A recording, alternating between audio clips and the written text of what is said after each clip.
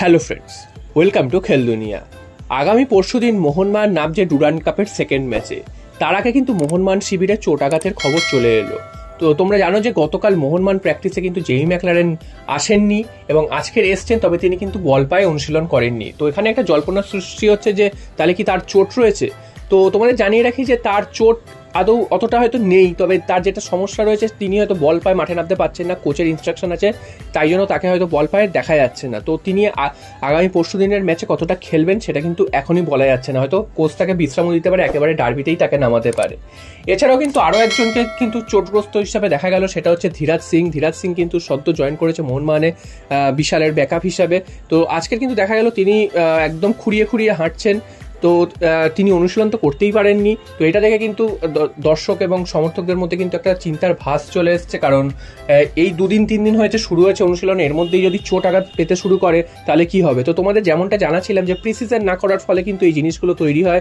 Precision Mohun Bagan করেনি এবং হঠাৎ করেই এই 2-3 দিন 4 দিন 5 দিন অনুশীলন করে তারপরে কিন্তু তারা ম্যাচ খেলতে নামবে, তার একটা প্রভাব কিন্তু পড়বেই দলের ওপর। তো সেটাই কিন্তু মনে হচ্ছে এখন থেকেই শুরু হয়ে গেছে, যে এইরকমভাবে চোট আঘাত প্রথম থেকেই শুরু হয়ে গেছে। তো এটা খুব একটা ভালো বিজ্ঞাপন নয়। তো দেখা যাক মোহনবাগান এই জিনিসটা থেকে কীভাবে ঘুরে দাঁড়ায়, মোহনবাগানের ফিটনেস যে কোচ রয়েছে তারা কীভাবে সেই জিনিসটাকে দেখে সেটাই কিন্তু দেখার। তবে দ্বিতীয় গোলকিপার হিসেবে যে ধীরাজ একটা নির্ভরযোগ্যতা দিচ্ছিল সেইটা কিন্তু অনেকটাই ধাক্কা খাবে আগামী ম্যাচগুলো। তো তবে দেখা যাক, আশা করি ধীরাজের চোট হয়তো গুরুতর হবে না, তিনি হয়তো তাড়াতাড়ি মাঠে ফিরবেন। এছাড়া কিন্তু জেমি ম্যাকলারেন তিনিও হয়তো 1-2 দিনের মধ্যে আবার অনুশীলনে বল পায়ে দেখা যাবে তাকে। আজকে তিনি এসছিলেন অনুশীলনে, তবে তিনি কিন্তু বল পায়ে নামেননি। এরপর চলে আসি মোহনবাগানের ট্রান্সফার আপডেটে। তো মোহনবাগানের মোটামুটি সমস্ত ট্রান্সফার আপডেটই হয়ে গেছে, শুধুমাত্র বাকি রয়েছে একজন ইন্ডিয়ান প্লেয়ারের ইনকামিং। তো কে সেই ইন্ডিয়ান প্লেয়ার সেটা নিয়ে তো তোমাদের মধ্যে অনেকবার আলোচনা হয়েছে, সেটা হচ্ছে প্রীতম কোটাল কেরালা ব্লাস্টার্স থেকে তাকে আনার চেষ্টা করছে সোয়াপ ডিলের মাধ্যমে।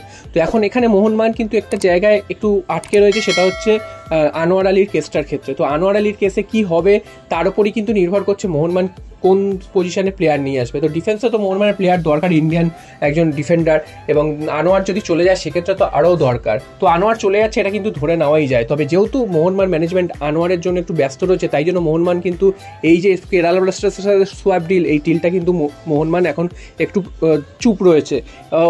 মনে করা হচ্ছে যে আগামী 10 তারিখ এই আনোয়ারের কেসটা সলভ হয়ে যাওয়ার পরই যেদিকেই যাক, তো তারপর মোহনবাগান কিন্তু বুঝে যাবে এবং মোহনবাগান ম্যানেজমেন্ট কিন্তু তারপর এই প্লেয়ারের উপর ঝাঁপাবে। যদি আনোয়ারকে কোনোভাবে রেখে দিতে পারে মোহনবাগান, যদি শেষ পর্যন্ত কোনো কিছু অন্যরকম কিছু হয়, সেক্ষেত্রে কিন্তু প্রীতম কোটালের জন্য আর ঝাঁপাবে না, আনোয়ারকেই রেখে দেবে। আর যদি আনোয়ার চলে যায় সেক্ষেত্রে কিন্তু মোহনবাগান কিন্তু প্রীতম কোটালকে নেওয়ার জন্য আবার চেষ্টা শুরু করবে। তো তাই জন্য এই মুহূর্তে কিন্তু একটু বন্ধ রয়েছে সেই কথাবার্তাটা।